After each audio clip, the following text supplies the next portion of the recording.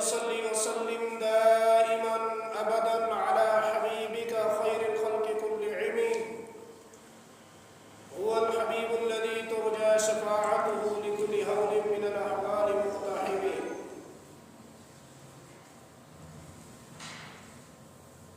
ہر ابتدا سے پہلے ہر انتہا کے بعد، ہر ابتدا سے پہلے ہر انتہا کے بعد ذات نبی بلند ہے. ذات خدا کے بعد دنیا میں جتنی بھی احترام کے قابل ہیں لوگ، دنیا میں جتنے بھی احترام کے قابل ہیں لوگ، میں سبھی کو مانتا ہوں مگر مصطفیٰ کے بعد. کچھ اہل ستم، کچھ اہل خشم میں خانہ گرانے آئے تھے.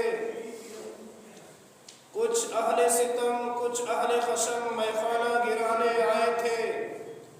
دہلیز کو چوم کے چھوڑ گئے، دیکھا کہ یہ پتھر بھاری ہے. اور زخموں سے بدن گلزار سہی تم اپنے شکستہ تیر گنو. زخموں سے بدن گلزار سہی تم اپنے شکستہ تیر گنو. خود ترکش والے کہہ دیں گے یہ بازی کس نے ہاری ہے. میرے واجب الاحترام، قابل صد احترام معزز بزرگوں، عزیز نوجوانوں، دوستوں، اللہ رب العزت کا احسان عظیم ہے کہ جس ذات نے مجھے اور آپ کو جناب محمد رسول اللہ صلی اللہ علیہ وسلم کی امت میں پیدا فرما کر ایمان جیسی کامل اکمل دولت سے مالا مال فرمایا ہے. میری تقاریر کے اندر واقعات، قصے، کہانیاں بڑی کم ملتی ہیں، لیکن آج میں اپنی تقریر کا آغاز ایک واقعے سے کرنا چاہتا ہوں. لیکن ہمارا المیہ یہ ہے کہ آج کل کے نوجوان ہر واقعے کو یہ کہہ کر رد کر دیتے ہیں کہ یہ قرآن یا حدیث کے زاویے پر پورا نہیں اترتا. لیکن میں عرض کرنا چاہتا ہوں کہ جو واقعہ یا جو قصہ عقیدے کے اوپر فوکس کرے تو اس کو تو قرآن و سنت کے زاویے پر اترنا چاہیے. لیکن اگر کوئی واقعہ ہماری نصیحت کے لیے، ہمارے لیے اس کے اندر سبق ہو، ہمارے لیے کچھ فائدہ ہو، تو پھر اس واقعے سے سبق حاصل کرنا چاہیے.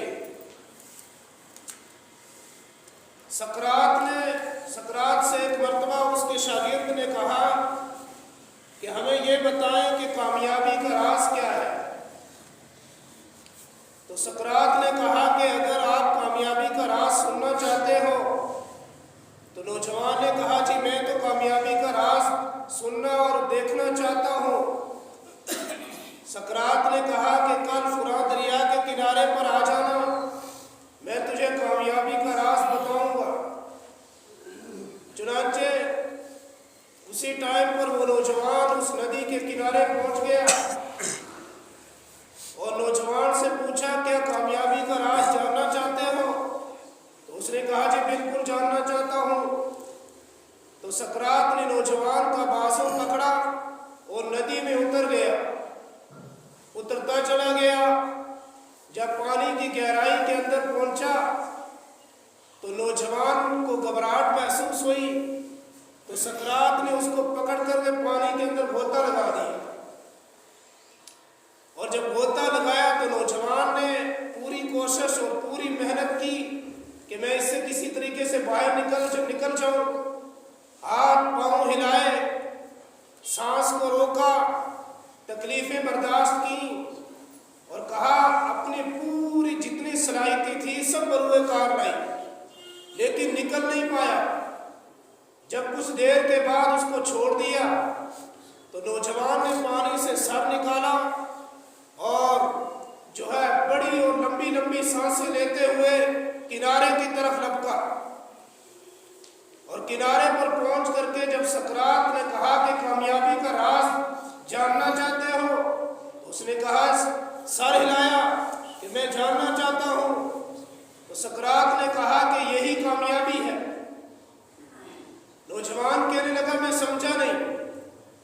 یہ کیسے کامیابی ہے؟ کہا کہ اگر کامیابی کا راز جاننا چاہتے ہو، اگر دنیا میں کامیاب ہونا چاہتے ہو، تو پھر تمہیں دنیا کے اندر اسی طریقے سے محنت کرنی ہوگی، اسی طریقے سے کوشش کرنی ہوگی۔ کہا جی بات مزید واضح کرے تو سقراط نے کہا کہ اگر تو کامیاب ہونا چاہتا ہے، جب میں نے تجھے پانی کے اندر غوطہ لگایا تو نے اپنی تمام صلاحیتیں، اپنی تمام ہمت جھونک دی، تمام کوششیں کی کہ میں کسی طریقے سے باہر نکل جاؤں۔ اس نے کہا جی ہاں میں نے تو کوششیں کی۔ سقراط نے کہا کیا تو نے سوچا نہیں کہ اس وقت میرے اوپر مشکل حالات ہیں تو میں حالات کے ساتھ سمجھوتا کر لیتا ہوں، جب حالات ٹھیک ہو جائیں گے پھر باہر نکل جاؤں گا۔ کہا جی یہ ممکن نہیں تھا، کیونکہ اگر حالات کے ساتھ سمجھوتا کر لیتا تو حالات مجھے ختم کر دیتے۔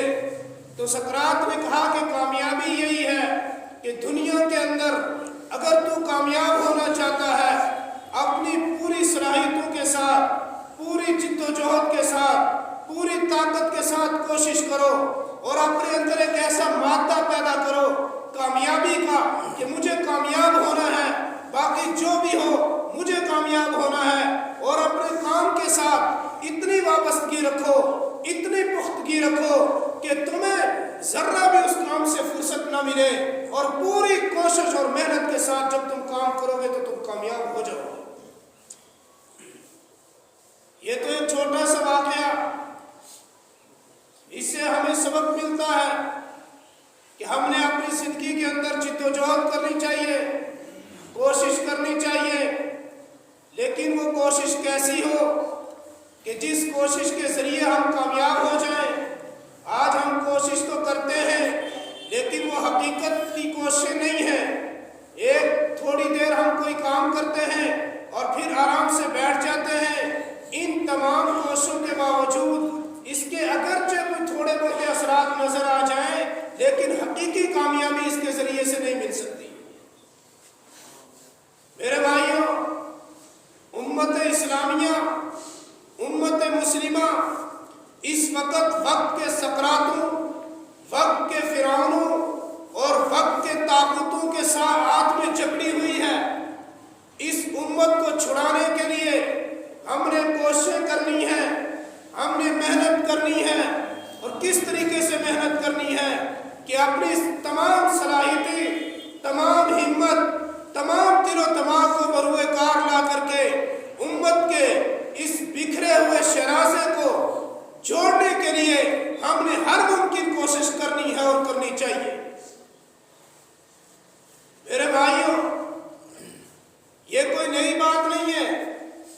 جب فاران کی چوٹی پر محمد الرسول اللہ صلی اللہ علیہ وسلم نے حق و صداقت کا علم بلند کیا تھا تو وقت کے سقراطوں نے اس وقت مخالفت شروع کی تھی اور چلتے چلے گئے۔ کوئی دور ایسا نہیں ہے، کوئی تاریخ ایسی نہیں ہے، بلکہ مسلمان امت کا ایک ہفتہ بھی ایسا تاریخ کے اندر نہیں ہے کہ جس ہفتے کے اندر اس امت کو توڑنے کے لیے کوششیں نہ کی گئی ہوں، اس امت کو ختم کرنے کی کوششیں نہ کی گئی ہوں، اس نظام اسلام کو ختم کرنے کی کوششیں نہ کی گئی ہوں۔ لیکن نور خدا ہے کفر کی حرکت پہ خندہ زن، نور خدا ہے کفر کی حرکت پہ خندہ زن، پھونکوں سے یہ چراغ بجھایا نہ جائے گا۔ اسلام آباد تھا، آباد ہے اور آباد رہے گا، لیکن میری اور آپ کی ذمہ داری کیا بنتی ہے کہ وقت کے سقراطوں سے اس امت کو کس طریقے سے چھڑایا جائے۔ اس امت پر بہت ناگفتہ بے حالات آئے، بہت پریشانیاں آئیں، بہت مصیبتیں آئیں۔ تاتاریوں کا دور دیکھیے کہ جن ظالموں نے ظلم کی ساری حدیں پار کر دی، ان کو تو ظلم سے بھی اگر کوئی آگے لفظ ہو تو وہ کہا جائے۔ ایسے ایسے ظلم اور ستم کے پہاڑ توڑے کہ مسلمانوں کو افغانستان سے لے کر ترکی کے ساحل تک اور وہاں سے عرب کے جزیروں تک ایسا قتل عام کیا گیا کہ نہ نوجوانوں کو دیکھا، نہ بچوں کو دیکھا، نہ ماؤں کو دیکھا، نہ بوڑھوں کو دیکھا۔ تمام تفریقیں مٹا کر کے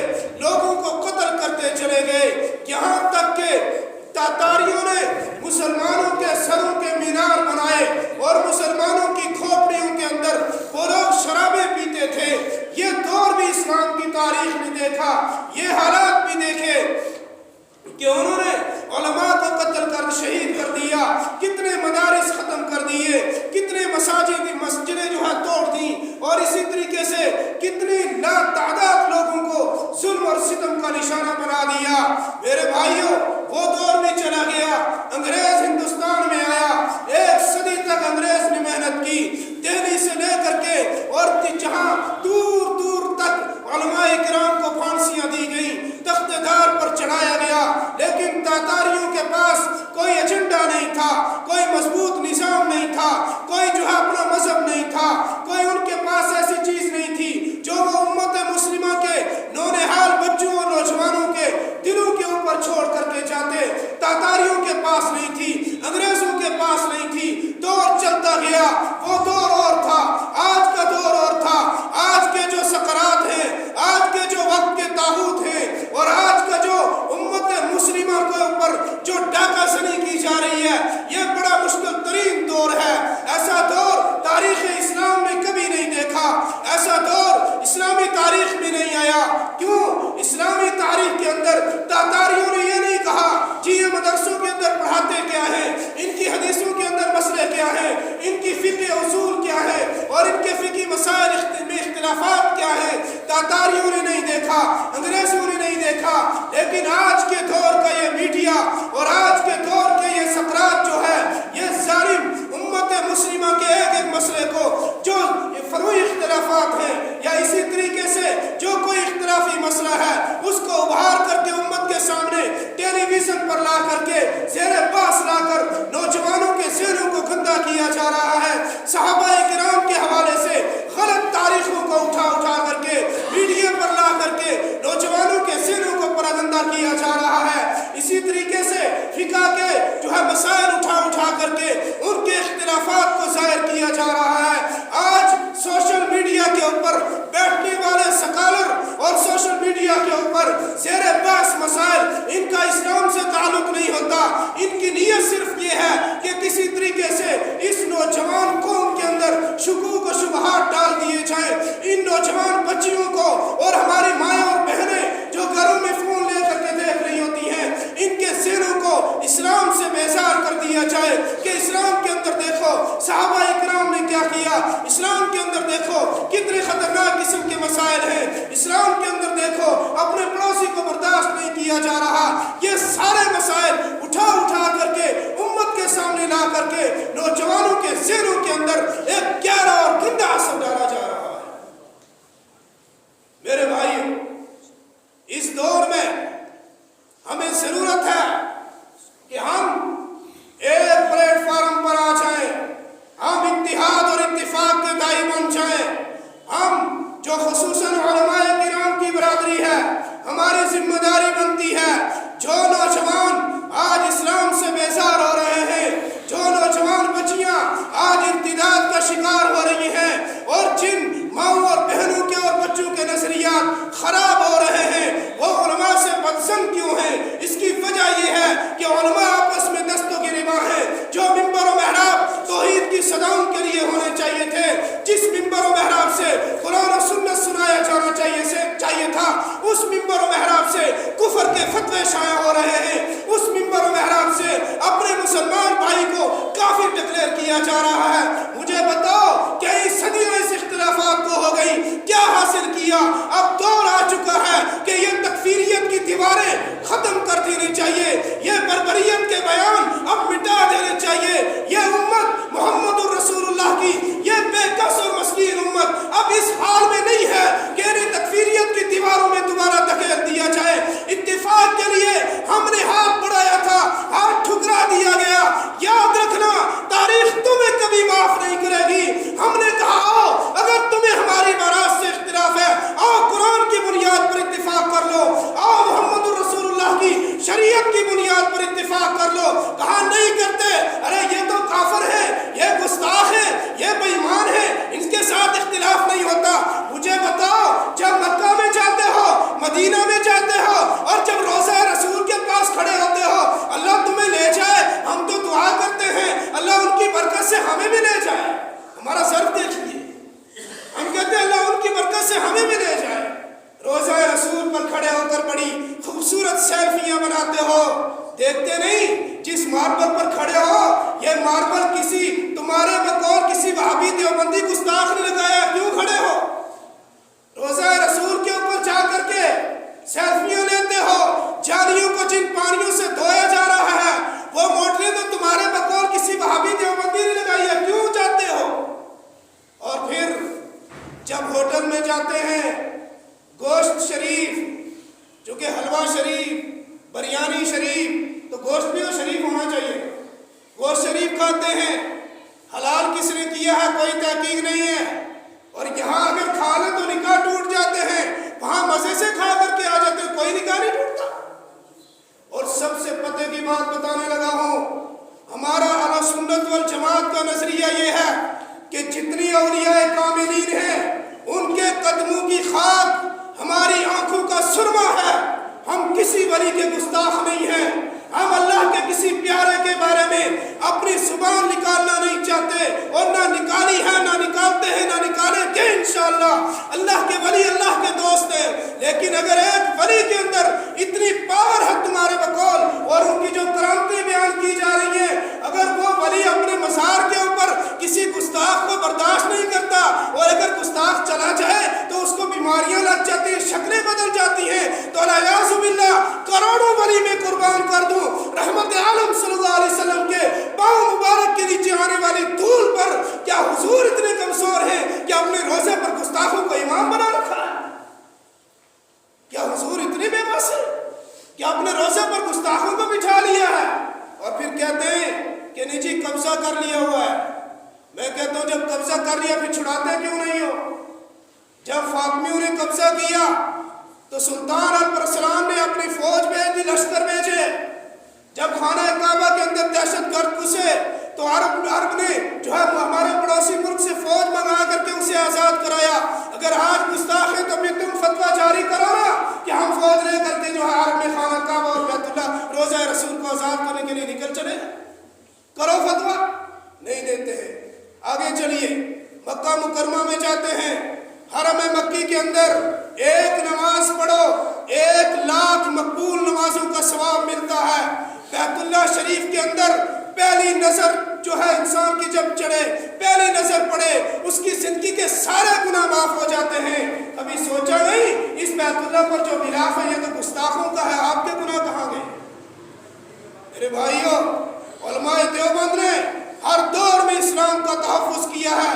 اگر عقیدہ ختم نبوت کی بات ہو علماء دیوبند میدان میں ہیں، اگر ناموس رسالت کی بات ہو علماء دیوبند میدان میں نظر آتے ہیں، اگر تحفظ شریعت کی بات ہو تو علماء دیوبند میدان میں نظر آتے ہیں، اگر اسلام کی بقا اور کی جنگ ہو تو علماء دیوبند میدان میں نظر آتے ہیں۔ جب مار کھانے کی باری آئے ہم نظر آئے، جب جیل پہنچانے کی باری آئے ہم نظر آئے، اور جب مار کھانے کی باری نظر آئے تو تم پیش رہو۔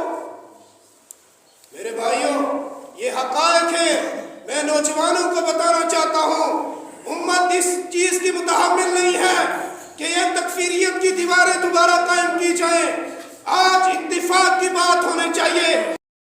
بے روی کا شکار ہو رہے ہیں، زنا کے دروازے عام ہوتے جا رہے ہیں، اور ہم نے کبھی نہیں کہا، ہم نے یہ نہیں کہا آپ ہمارے ساتھ اتحاد کرو سارے حضرات جو ہے دیوبندی بنو، نہیں، آپ اپنے عقیدے پر قائم رہیے، اپنے نظریے پر قائم رہیے، اپنے مسلک پر قائم رہیے، لیکن اللہ کے لیے ان منبر و محراب کو توحید کی صدا اور سنت کی صدا کے لیے مختص کیجیے، ہمیں گالیاں مت دیجیے۔ ہمارے بارے میں کوئی جلسہ ایسا نہیں کہ جس میں ہمیں جو ہے نہیں کچھ کہا جاتا، اتباع رسول کی بات ہے اور تعریف اور ذکر ہمارا چھڑتے ہیں۔ ہم کہتے ہیں کہ اس امت کو مت توڑیے، اس امت پر اللہ کے لیے رحم کیجیے، اس امت پر رحم کیجیے، یہ امت پہلے ہی ٹوٹ چکی ہے۔ جب یہ نوجوان دیکھتا ہے کہ جن علماء کو ہم نے دین کا ٹھیکیدار سمجھا، جن علماء کی ہم نے پیروی کی، جن علماء کو ہم نے مقتدا کہا، یہ خود آپس میں دستوں کی ربا ہے، اور تیسرا شکاری آتا ہے اور ان نوجوانوں کو شکار کر کے لے جا رہا ہے۔ آپ روزانہ کی بنیاد پر دیکھتے نہیں ہیں کتنی خبریں آتی ہیں، بچیاں مرتد ہو گئیں، जो है गैरों के साथ जाकर के निकाह कर लिया मंदिरों के अंदर, फलानी खबरें। ये क्यों है?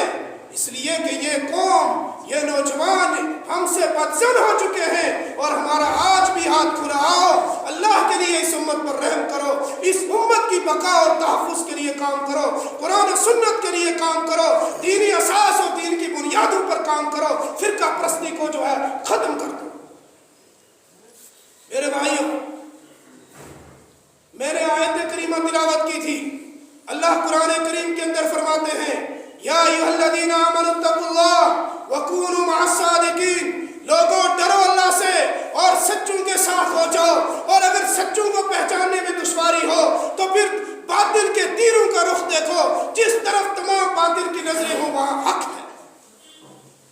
सादिकीन की जमात हमारी मस्जिदों पर आज तक ये नहीं लिखा या फलानी जमात का दाखिला ममनू है। हमारी मस्जिदों पर आज तक ये नहीं कहा या फलां नमाज नहीं पढ़ेगा। हमारा दामन तो कुशादा है, हम तो खुली खुली बात करते हैं। इसलिए हम कहते हैं ना छेड़ो, ना तुम सदमे हमें देते, ना हम यूं शिकवा करते, ना खुल के राह सरपस्ता, ना यूं रुसवाइयां होती। आज उलमाए किराम से जितने ये नौजवान बदसन हैं, इसकी बुनियादी वजह यह है कि इन नौजवानों को हमारे ऊपर यकीन नहीं है। इसलिए कि उलमा खुद दस्तगिरबान है, इसलिए कि उलमा के खुद सोशल मीडिया पर देखो किस किस्म के तकफीरियत का एक बाजार गर्म कर रखा है। आखिर आज का नौजवान समझता है, आज के पढ़े लिखे हजरात देखते हैं हक कहाँ है, सदाकत कहाँ है, सादिकीन की जमात कहाँ है, तारीख को देखो। इसलिए हम यही याद करते हैं कि हर दौर में इस्लाम के तहफ़्फ़ुज़ के लिए हमने कुर्बानियाँ दी हैं, आइंदा भी देते रहेंगे, दीनी बका के लिए कोशिश करते रहेंगे। जितनी अल्लाह ने हमारे मुक़द्दर में रखी हैं हम काम कर छोड़ेंगे, लेकिन तारीख़ में तुम भी लिखे जाओगे। हयात बाकी, मुलाकात बाकी। अगर कोई मेरी ज़ुबान से ऐसा लफ्ज़ निकला हो जो शरीयत के ख़िलाफ़ था, अल्लाह से माज़रत ख़्वाह हूँ। और अगर कोई ऐसी बात जो आपके दिलों पर नागवार गुजरी हो, आपसे माफ़ी का ख़ासदार हूँ। अब जिसके जी में आए बोले इसे रोशनी, अब जिसके जी में आए बोले इसे रोशनी। हमने तो दिल जलाकर शरेआम रख दिया है। व आखिर दावाना